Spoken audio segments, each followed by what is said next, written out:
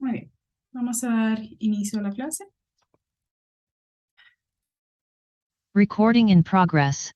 Voy a compartir pantalla. Me confirman cuando ya puedan verla, por favor. Sí, ya sé. Dale. Sí se mira, licenciado. Sí, muy bien, muchas gracias. Bien, el tema de hoy es ver la conceptualización de psicología educativa. Entonces, me gustaría iniciar escuchando cómo definirían ustedes esta subdisciplina de la psicología. ¿A qué creen que se dedica?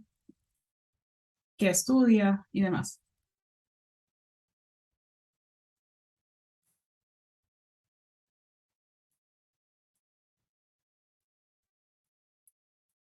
Bueno, eh, creo yo, no sé si estoy mal.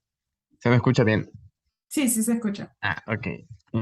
Que es una rama de la psicología que se enfoca explícitamente en el área de aprendizaje, en los problemas y el desarrollo de un paciente con, ya sea superdotado o con deficiencias. Ok. Entonces, tiene que ver con los procesos de aprendizaje, identificación de estudiantes con características particulares, en su caso, superdotados o eh, con la inteligencia debajo del promedio limítrofe. Muy bien. ¿Alguien más?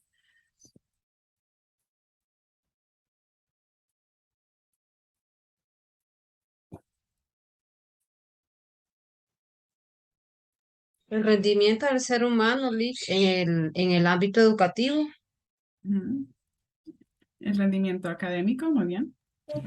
Sí, puede ser de que también los psicólogos en la parte educativa brinden mejores técnicas para el aprendizaje, cosas así, no sé. Entonces, tiene que ver con las metodologías de enseñanza y aprendizaje. Entonces, muy bien, tenemos una idea bastante clara y acertada de lo que estudia la psicología educativa. Se puede definir como una disciplina que estudia los procesos de enseñanza y aprendizaje y aplica los métodos y las teorías de la psicología, aunque también posee los propios. Entonces, ustedes, bueno, mejor dicho, el psicólogo educativo necesita las bases de psicología para poder desarrollarse o desempeñarse en el ámbito educativo y también, pues, obviamente, al ser una subdisciplina, posee sus propias características y sus propios procesos, ¿no? Pero es necesario que como psicólogos educativos, pues, manejemos por lo menos los fundamentos de la psicología en cuanto a las teorías de personalidad, la patología, los métodos de evaluación, que de manera que podamos aplicar esos conocimientos al área o al ámbito educativo. Entonces, la psicología educativa se va a encargar de estudiar las formas en que se lleva a cabo el aprendizaje humano. Entonces, ¿cuáles son todas esas maneras en que los seres humanos aprenden? Y esto dentro del contexto de los centros educativos. Ya sabemos que el aprendizaje no se limita únicamente a desarrollarse dentro de un contexto de centros educativos, pero la psicología educativa se desarrolla dentro de este contexto. Entonces va a analizar los modos en que aprendemos y que enseñamos. Eso supone que va a trabajar de manera directa con los estudiantes, quienes son los que aprenden, y con los docentes, quienes son los que enseñan. Entonces, un psicólogo educativo no trabaja únicamente con estudiantes, sino que su trabajo tiene que ver con los docentes, otros profesionales, padres de familia, estudiantes y demás. Y trata de aumentar la efectividad de las distintas intervenciones educativas a fin de optimizar el proceso. Entonces, una de las funciones del psicólogo dentro del centro educativo, perdón, es realizar investigaciones para ver qué tan efectivos son los métodos o las técnicas de enseñanza que se están utilizando y qué se podría implementar, ¿no? Pero no solamente tiene que ver con el proceso de enseñanza y aprendizaje, como vamos a ver más adelante, dentro de este proceso, pues hay otras variables que juegan, entran en juego, ¿no? Como salud mental, clima escolar y demás, que si bien es cierto, no son variables que entran dentro de los métodos de enseñanza, sí son variables que influyen en el aprendizaje de las personas. Entonces tienen que ser muy conscientes de las características del contexto donde se está desenvolviendo. Entonces, dicho de otro modo, el objeto de la psicología educativa es el aprendizaje de los estudiantes y los distintos aspectos que modulan su desarrollo cognitivo. ¿Qué influye? ¿Qué factores influyen en el desarrollo cognitivo de las personas? ¿Qué factores influyen en el óptimo aprendizaje de los estudiantes? Porque algunos estudiantes sí aprenden o rinden bien en las clases y otros estudiantes no. ¿Qué está pasando con este estudiante que tiene un bajo rendimiento? Se debe a que tiene limitadas capacidades, se debe a que el docente no tiene las técnicas adecuadas, se debe a que él está pasando por un proceso difícil en su casa y eso interfiere en su desarrollo. Son todas estas variables que el psicólogo tiene que analizar para poder llegar a una conclusión. Entonces, la psicología educativa está para mejorar el aprendizaje. Entonces, investiga los mejores métodos y planes de estudio que permitan mejorar el modelo educativo y la gestión de los centros.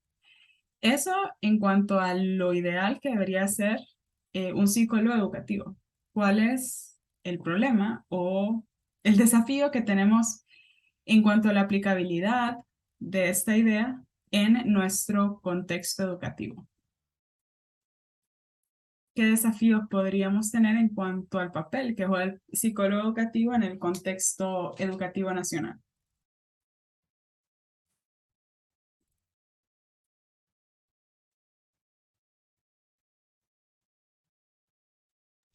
Y quizás que desafortunadamente en los centros educativos no cuenta con psicólogos. No todos los centros educativos cuentan con psicólogos. Y el simple hecho de existir la figura tal como psicólogo, el alumno ni siquiera, ni el maestro ni el alumno quieren formar parte de ese desarrollo. O sea, el primer desafío es que la mayoría de los centros educativos no tienen un psicólogo. La figura está dentro del esquema, pero no se cumple, ¿no? Y no se le da prioridad. Entonces ya desde ahí el trabajo que podemos hacer es bastante limitado. Pero una vez que está el psicólogo educativo dentro de la institución, también se enfrenta a otros desafíos que vamos a ver más adelante, pero que tienen que ver con la falta de recursos, la falta de un rol bien definido en cuanto a las acciones que tiene que hacer dentro de la escuela. Y eso lo podemos ver cuando observamos psicólogos dando clases, por ejemplo, o haciendo otras funciones que no son realmente parte del puesto o el perfil del psicólogo educativo. Entonces, la psicología educativa tiene como objetivo la mejor comprensión de elementos y características que influyen en el aprendizaje durante la infancia, la adolescencia, la adultez y la vejez. Entonces, no solamente se limita a cómo aprenden los seres humanos en el proceso de educación, digamos, formal, una vez terminada la universidad, sino que también investiga en cuanto a cómo aprenden los adultos y personas ya de edad más avanzada. Entonces se encargan de elaborar e implementar distintas teorías sobre el desarrollo humano. Como vamos a ver más adelante en la clase, hay diferentes postulados teóricos que nos sugieren diferentes formas en las que el ser humano aprende. No solamente en el contexto de aula de clase, sino las características de cómo desarrolla este proceso de aprendizaje. Entonces, esas teorías se van a desprender pues, de algunas teorías clásicas de la psicología. Tenemos a Jean Piaget con la teoría del desarrollo cognitivo, y vimos que él propuso diferentes etapas de desarrollo, y él sí se enfocó más que todo en el desarrollo cognitivo en niños. Luego Freud con el desarrollo psicosexual y Erickson con la parte social, ¿no? Y cómo influye o qué influencia tiene la sociedad y las interacciones sociales en el desarrollo de la persona. Entonces, también tenemos la teoría del aprendizaje y motivación, en el cual tenemos el conductismo, que, bueno, supone o propone las técnicas del condicionamiento y cómo podemos modificar la conducta de las personas. La técnica del procesamiento de la información, que se deriva de estas teorías de desarrollo cognitivo y que tienen que ver más con las teorías cognitivas. Y la teoría cognitiva social de Bandura, que está muy ligada con la teoría psicosocial de Erickson. Entonces, igual vemos que las otras teorías que se han generado, pues siempre igual comparten ciertas características de las teorías originales. Y en cuanto al contexto, tenemos las teorías de Lev Vygotsky y Bronfenbrenner. Ellos hablaban mucho acerca de la influencia que tiene la sociedad, las interacciones sociales en el desarrollo de las personas. Aquí tenemos una tabla comparativa de las diferentes teorías. Aquí tenemos Piaget, Freud y Erickson, como hablábamos, son categorizadas como teorías de etapas. Cada uno de ellos hablaba de diferentes etapas de desarrollo, cada uno con sus características particulares, ¿no? Luego tenemos las teorías de aprendizaje que hablan acerca de las diferentes formas en que se desarrolla el aprendizaje. Tenemos el conductismo, que habla sobre las consecuencias de la conducta, el procesamiento de la información, que tiene que ver con todos estos procesos cognitivos, y la cognitiva social, que tiene que ver con las interacciones sociales, ¿no? Y el ambiente. Y luego el contexto, por eso las teorías contextuales de Vygotsky y Bronfenbrenner. Vygotsky hablaba de la influencia de la cultura en el aprendizaje, o sea que desarrollamos ciertas características dependiendo de la cultura en la que nos desarrollamos. Y Bronfenbrenner, que hablaba de que somos un sistema bioecológico, entonces vamos a estar influidos, o mejor dicho, vamos a tener influencia de sistemas sociales y culturales que van a interactuar de manera que intervengan o influyan en nuestro desarrollo. Entonces, ¿cómo se desarrolló ese tema de la psicología educativa? ¿Cuál es un poco acerca del contexto o la situación en la que se encuentra esta rama de la psicología? Empezamos con estudios de diferencias individuales en materia de capacidades de inteligencia, aptitudes y demás, ¿no? Entonces, ya inicios del siglo pasado se empezaron a desarrollar, inicios del siglo pasado, finales del siglo XIX, se empezaron a generar diferentes movimientos que iban orientados a estudiar las diferencias individuales. ¿Cuál era el supuesto? Que cada uno de nosotros tenemos características particulares que nos definen y que esas características particulares pueden ser medidas y pueden ser comparadas con otras personas para ver cómo va el rendimiento, ¿no? Entonces se empezó con la primera prueba psicométrica como tal, que iba orientada a estudiar inteligencia o a evaluar inteligencia en niños. Y justamente esta prueba se desarrolló en un contexto educativo, donde lo que se pretendía era poder diferenciar a niños que tuvieran problemas de aprendizaje con niños que simplemente, o mejor dicho, que tenían las capacidades para poder rendir adecuadamente en la escuela. Entonces, la primera prueba psicológica o psicométrica como tal nace en un contexto educativo. Luego tenemos la psicología evolutiva, que habla de los atributos de la genética y del ambiente y la cultura, y cómo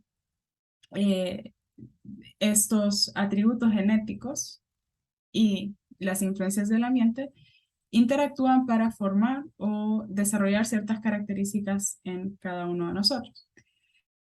En la psicología del aprendizaje tenemos diferentes aportes. Aquí se menciona Skinner y Vygotsky con el conductismo y la interacción sociocultural, pero bueno, en la actualidad tenemos teorías acerca de el proceso de aprendizaje en redes, constructivismo, el aprendizaje por descubrimiento, el aprendizaje significativo y demás, pero empezaron, o mejor dicho, algunos de los primeros postulados eran acerca de estas teorías. Y el psicoanálisis, la importancia de la infancia y el desarrollo. Entonces, comparten esta idea de la relevancia que tienen los primeros años de vida, los primeros grados escolares que sientan las bases para el aprendizaje posterior. Entonces, por eso hay varios sistemas educativos en los que invierten mucho en la educación que se le da en los primeros años escolares, ¿no? Porque saben que eso va a forjar las bases para los años posteriores. Entonces, ¿cuáles son los aportes específicos del proceso de enseñanza y aprendizaje? El enfoque conductista de la psicología habla sobre programación de la instrucción y la modificación de la conducta y técnicas de control. Entonces, la forma en que se dan las instrucciones, qué técnicas utilizamos para la modificación conductual y qué técnicas utilizamos para el autocontrol. Entonces, el enfoque conductista habla básicamente de dos tipos o dos formas en que podemos enseñar una conducta en particular. Uno, el enfoque del condicionamiento clásico y el otro, el enfoque del condicionamiento operante. ¿Cuál es la diferencia entonces del condicionamiento clásico y el condicionamiento operante?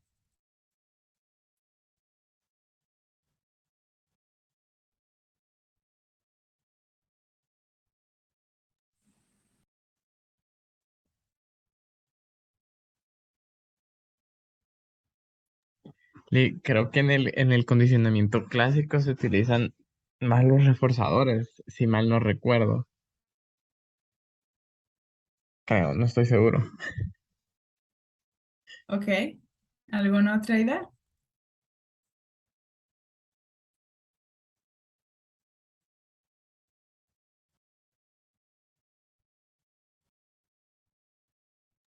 Clic, en el clásico se utilizan los estímulos.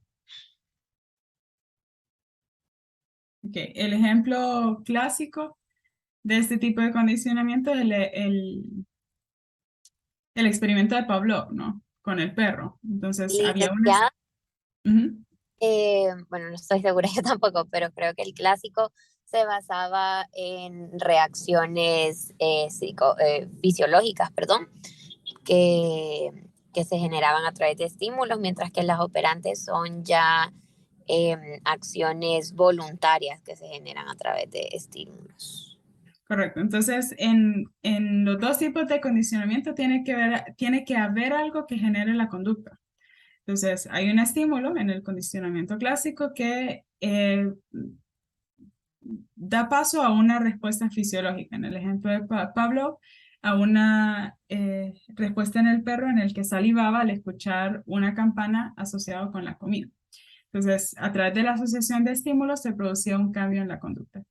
Y el enfoque operante, ya la modificación conductual en ese sentido para la persona que está, en la que se está ejerciendo este cambio de conducta, es un poco más voluntaria, como decía. Entonces, tiene que estar consciente de cuál es la conducta que se quiere lograr o cuál es la conducta que se quiere extinguir, porque en el condicionamiento operante pueden tener esas dos posibilidades, ¿no?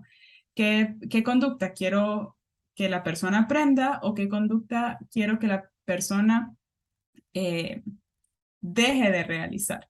Entonces utiliza diferentes tipos de reforzadores, como reforzadores positivos, negativos, castigos y demás, para poder lograr estas dos formas de aprendizaje. Entonces, independientemente de la aproximación, las dos se van enfocadas a modificar procesos netamente conductuales. La teoría cognitiva entonces se enfoca más en el tema de motivación, aprendizaje, velocidad de procesamiento de la información, autoevaluación y autorregulación. Entonces, ¿qué importancia tiene el tema de la motivación en el aprendizaje? ¿O cómo está relacionado el tema de motivación y aprendizaje?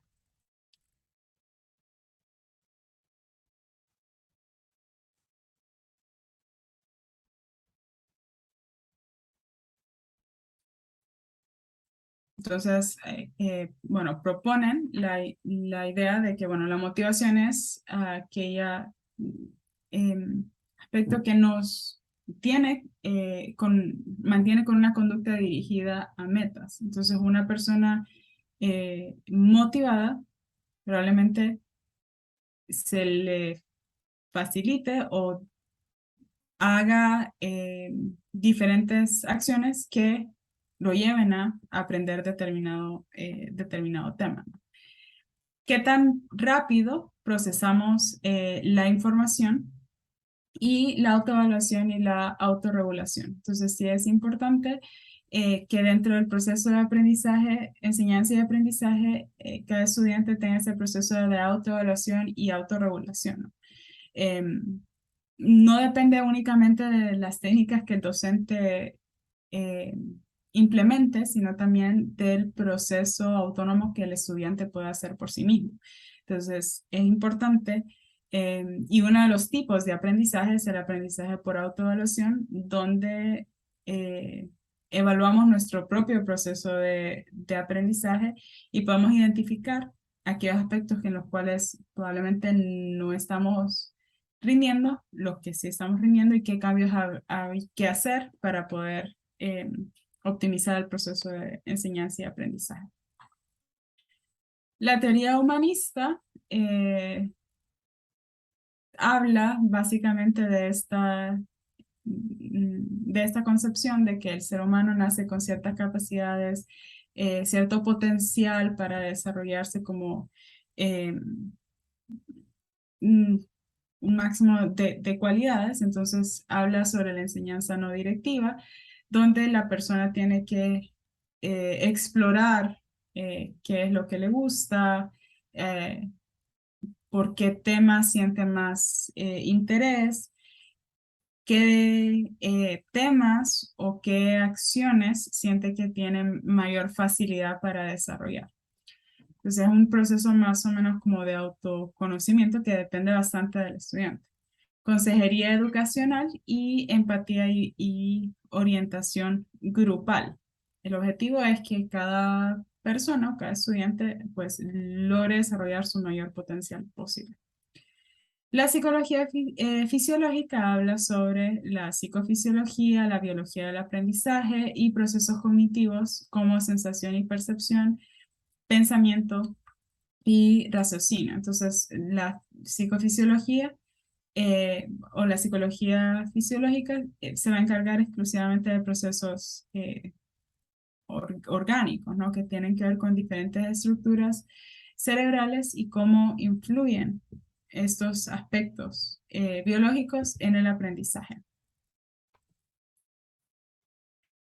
Entonces, ¿cuáles son algunos aportes específicos al proceso de enseñanza y aprendizaje? Inicialmente, la psicología educativa aporta a la pedagogía alrededor de los años 50. Se empieza a trabajar con niños con necesidades especiales, empieza todo este movimiento de las políticas inclusivas y que es necesario incluir dentro de las aulas de clase, dentro de los grupos, a niños que en otro tiempo eran discriminados por tener alguna necesidad especial. Estudios sobre el retraso mental, actualmente déficit intelectual, posteriormente un reto cognitivo. Entonces, como mencionaban al inicio, se enfoca en personas con los extremos, ¿no? Y uno de esos extremos es el retraso mental. William James, en 1890, propuso aplicar principios psicofisiológicos en la educación de los niños. Entonces, hacía experimentos sobre el proceso de enseñanza y aprendizaje. Otra vez, la parte psicofisiológica, estudios de sensación, percepción,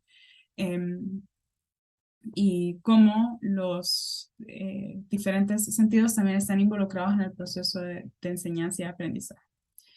Stanley Hall cuestiona prácticas moralizantes y ritualistas de la época y crea la Asociación Psicológica Americana, que promovió a la educación como la principal herramienta para el desarrollo infantil. Entonces aquí se enfocan ya en procesos un poco más, digamos, enfocados en el desarrollo infantil y utilizar la educación para potenciar este desarrollo. Y Dewey propone que el niño debe aprender siendo activo de su proceso. Se debe utilizar metodología reflexiva, viendo la escuela como un contexto cultural para el desarrollo del individuo. Esto supone que el niño no solamente es un receptor de todo el contenido que el docente le tiene que enseñar. No solo recibe, sino que participa activamente en este proceso. De ahí, propuestas como la teoría del aprendizaje por descubrimiento o la teoría del aprendizaje significativo, en el cual el docente es una guía que está ahí para liderar, guiar al estudiante en este proceso, pero el estudiante es el que tiene que involucrarse en el desarrollo del contenido para poder generar o desarrollar, consolidar los conocimientos. Entonces, no solamente, y esta propuesta supone que el niño no solamente repite información y la memoriza, sino que es necesario que el estudiante en general analice, reflexione, cuestione la temática que el docente le está impartiendo. Bueno, Binet a inicios, en realidad fue a inicios del siglo pasado, construye la primera prueba de inteligencia, alrededor de 1904-1905, y de ahí pues se generan adecuaciones, empieza todo el movimiento de construcción de otras pruebas y demás, que en la actualidad pues tenemos un sinfín de pruebas psicológicas que nos sirven para poder evaluar no solamente inteligencia, sino otros procesos cognitivos de personalidad, afectivos, que pueden influir en el proceso de aprendizaje. Thorndike habla sobre la psicología. Ok, Nessie acaba de compartir con ustedes el enlace del chat de WhatsApp para que si usted no se ha agregado al grupo pueda agregarse. Gracias, Nessie.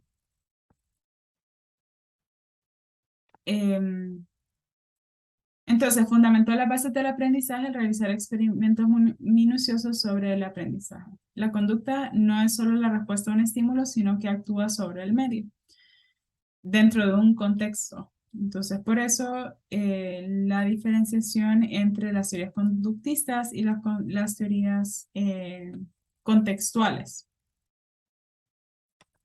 No hay problema. Consideró que la escuela debía enseñar a razonar a los menores, otra vez la importancia de no solamente repetir información, sino que los niños aprendieran a razonar. Y promovió que las pruebas de inteligencia fueran elaboradas solo por psicólogos. Entonces, aquí una de las propuestas bastante significativas, en el sentido en que posteriormente, pues, se creó la Asociación Psicométrica Americana, donde velan por el desarrollo de las pruebas y que éstas cumplan con los criterios psicométricos específicos para poder evaluar de forma confiable. En los años 50 hay un declive de la psicología conductista y provoca que amplíen los avances en otras escuelas, como ser la perspectiva cognoscitiva. Entonces, se salen un poco de la teoría conductista y entran a la parte del desarrollo cognitivo. Vamos a entrar más a detalle cuando veamos los diferentes paradigmas, ¿no? Ahorita solamente es para ver el contexto del desarrollo de la psicología y los diferentes hitos que se han logrado. Para los años 60 ya hay avances en materia de la comprensión del aprendizaje, cuestiones evolutivas, rendimiento escolar y demás. Y Jean Piaget y Vygotsky hablan acerca del proceso de asimilación, andamiaje cultural y social. Procesos cognitivos, en cuanto al proceso de asimilación, procesos que se dan en el desarrollo cognitivo y procesos que se dan en el ámbito social cultural, y cómo estos influyen en el aprendizaje de las personas. Ok. A mediados del siglo pasado, a partir de mediados del siglo pasado, se amplían las metodologías para la investigación en la psicología educativa. Ya vamos, en otro momento vamos a hablar acerca de estas metodologías de investigación. Pero se empieza a formalizar, ¿no? Y se empieza a hacer un poco más riguroso el estudio de los temas de psicología en el ámbito educativo. Desde los años 70, la psicología educativa se sitúa en una de las principales ocupaciones por la cantidad de participantes en el área, desde la Asociación Psicológica Americana, nuevas investigaciones sobre el fracaso escolar, la aportación de métodos y estrategias para el manejo del bajo rendimiento y la meta de inclusión de niños con necesidades especiales. Esos eran como los temas que estaban siendo bastante estudiados en aquel entonces. Y bueno, siguen siendo temas recurrentes, pero pues en la actualidad vemos, se han estudiado otras temáticas como la influencia del nivel socioeconómico en el aprendizaje, nutrición y aprendizaje, y el desarrollo de ciertos trastornos de aprendizaje. En 1902, la APA solicita que se delimite el quehacer del psicólogo en el contexto educativo. Otra vez, como les mencionaba, uno de los retos que todavía persiste en la actualidad es no saber exactamente qué es lo que el psicólogo hace dentro del centro educativo. Esto genera, como mencionamos anteriormente, que lo puedan hacer otro conjunto de tareas que no tienen que ver con la psicología educativa.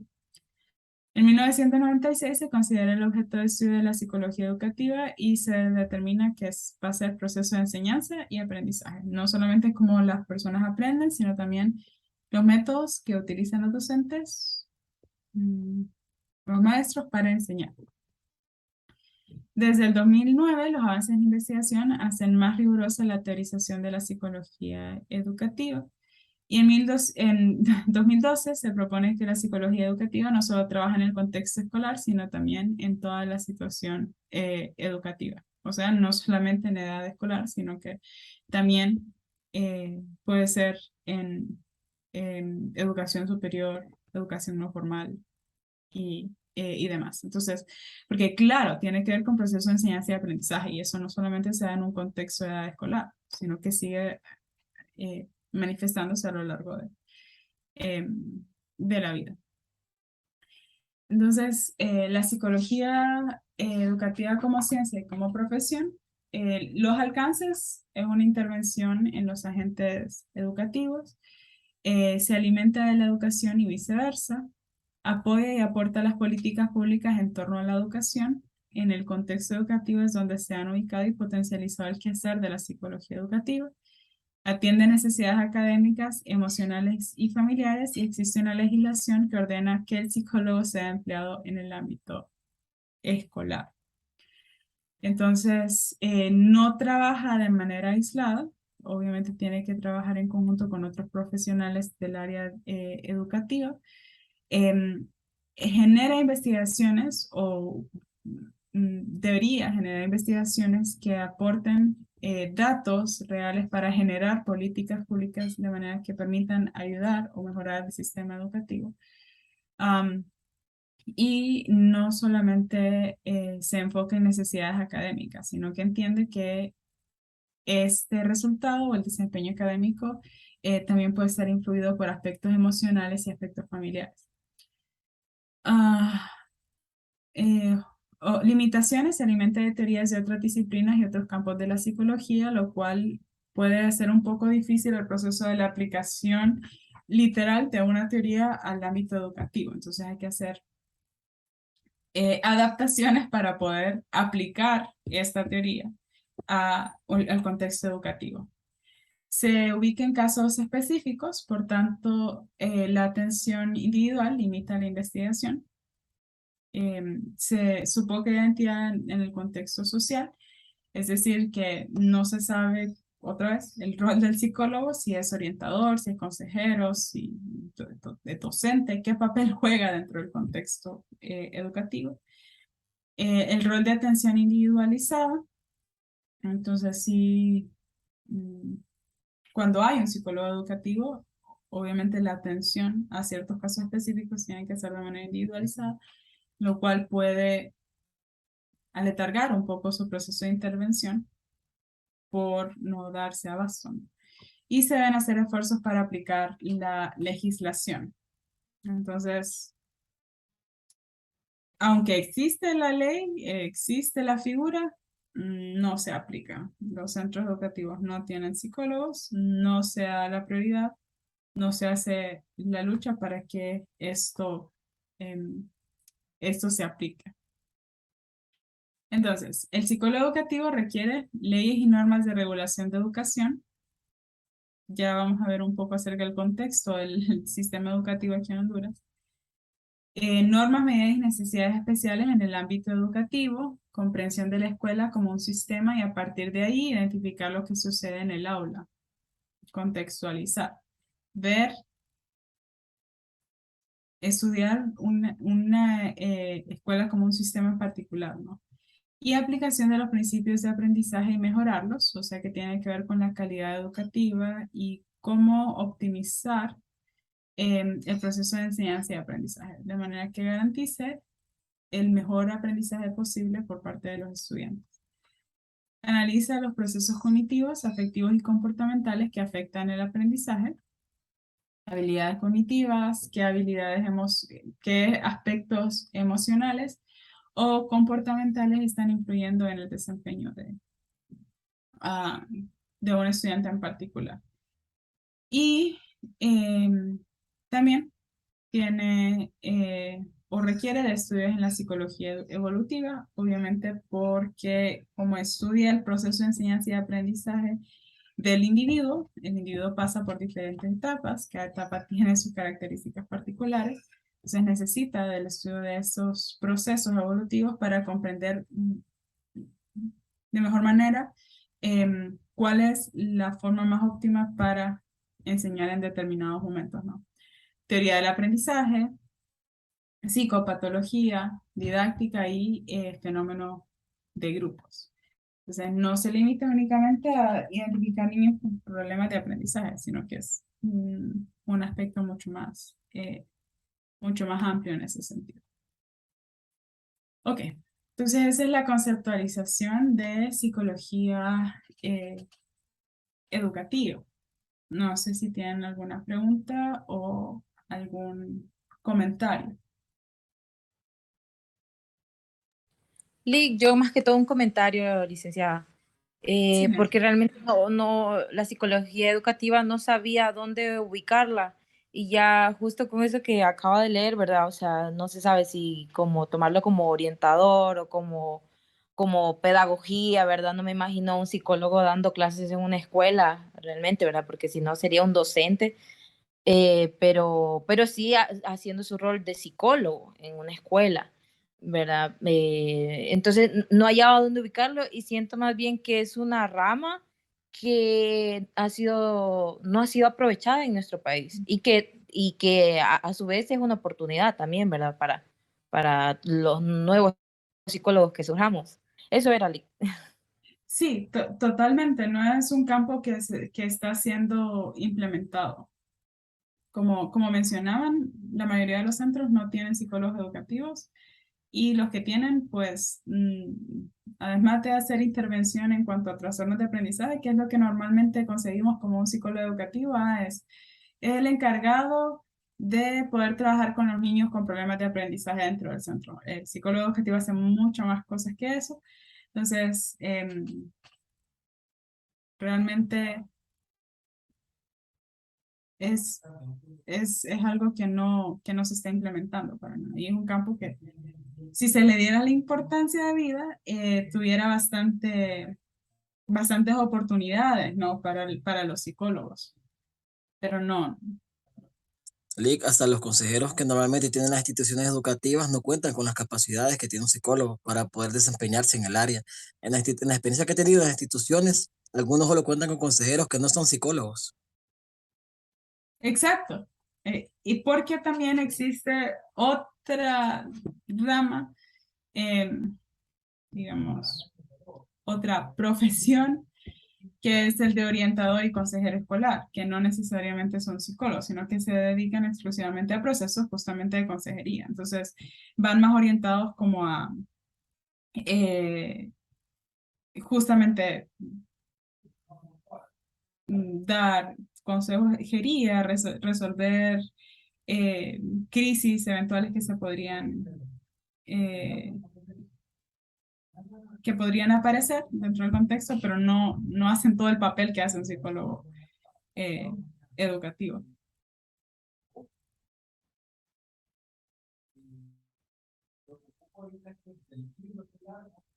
Ok, cuando hablamos de la parte aplicacionista, vemos cómo se puede aplicar las diferentes teorías en el contexto educativo. Entonces, ¿cómo podemos aplicar la teoría del desarrollo cognitivo? ¿Cómo podemos aplicar la teoría conductista? ¿Cómo podemos aplicar los diferentes postulados teóricos dentro del contexto educativo? Recordemos que esto es importante porque la psicología educativa nace de las otras corrientes. Entonces, no es una corriente en sí, sino que es como una subdivisión, un hijito de la psicología como tal, y de qué manera las diferentes teorías se pueden aplicar al proceso de enseñanza y aprendizaje.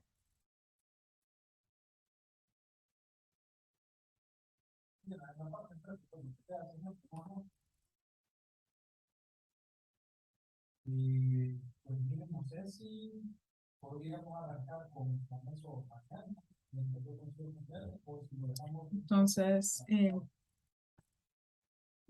con gusto.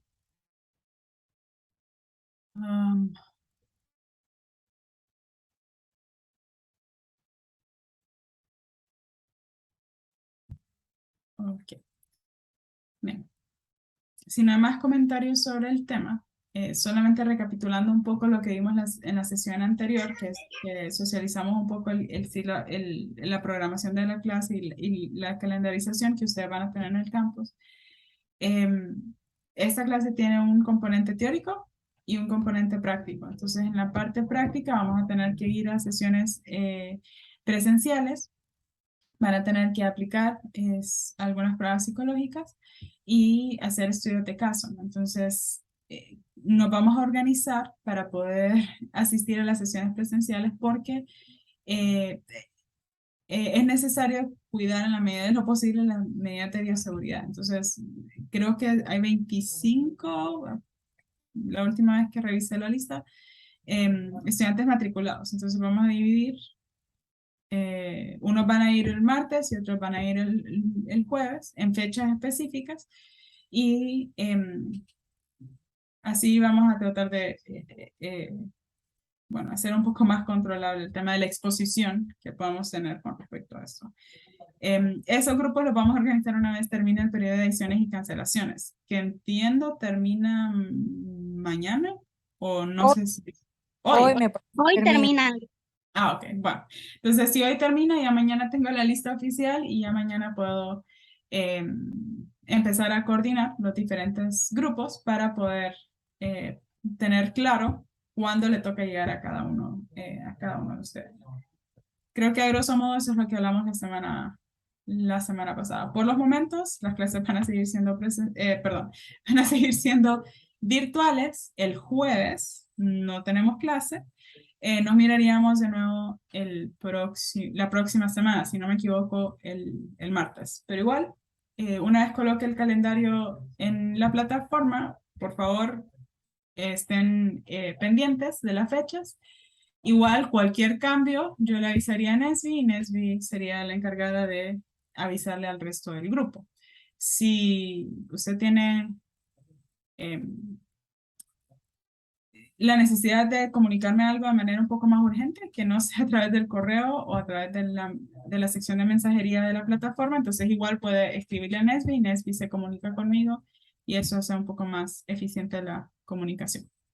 Por eso es que Nesby compartió con ustedes el enlace del chat. Lick, disculpe, esto quería saber si usted había guardado mi número también. Sí le guardé, pero no sé por qué razón no me salía en WhatsApp. Si Ah. quiere, le escribo al campus y me lo envía por ahí su número. Bueno, creo que, porque no me aparecía, pero no estoy segura si lo voy a escribir ahorita. Ok.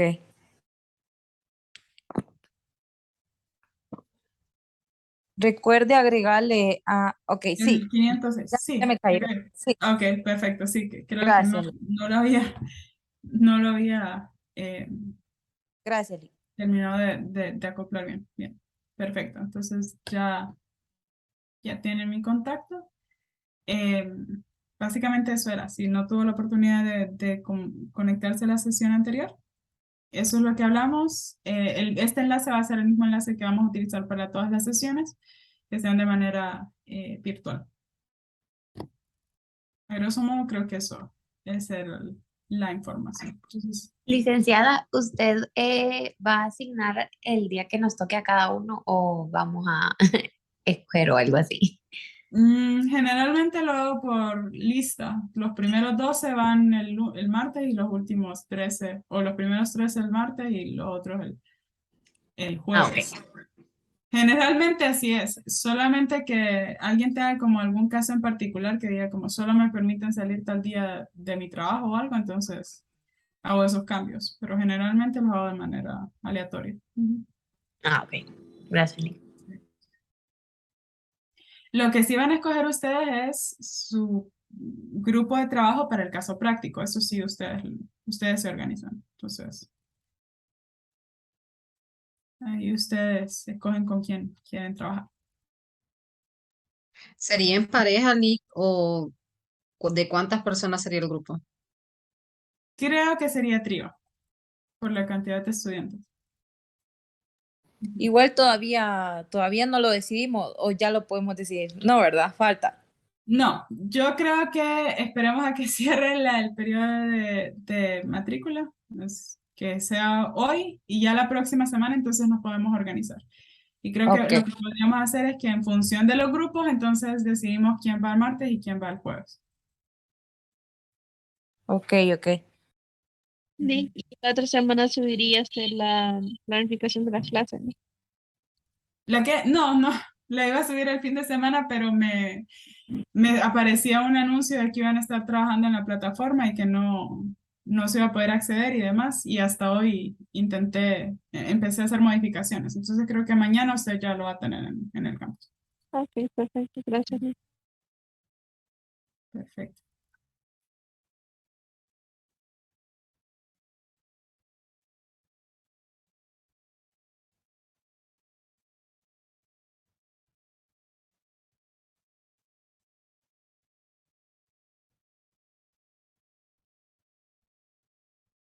Muy bien. Si no hay más preguntas, entonces con eso cerraríamos la sesión de hoy y nos vemos de nuevo la próxima semana. Espero que tengan una buena noche. Lick, Gracias, Lick. Bárbara, ¿me Mande. puedes Gracias, permitir un Lick. minuto? Sí, claro que Feliz sí. noche, feliz noche. Muchas Feliz gracias. noche. Feliz Buenas noche, noches. gracias. Gracias, Buenas Lick. noches, Buenas Lick. noches. Gracias. Recording stopped.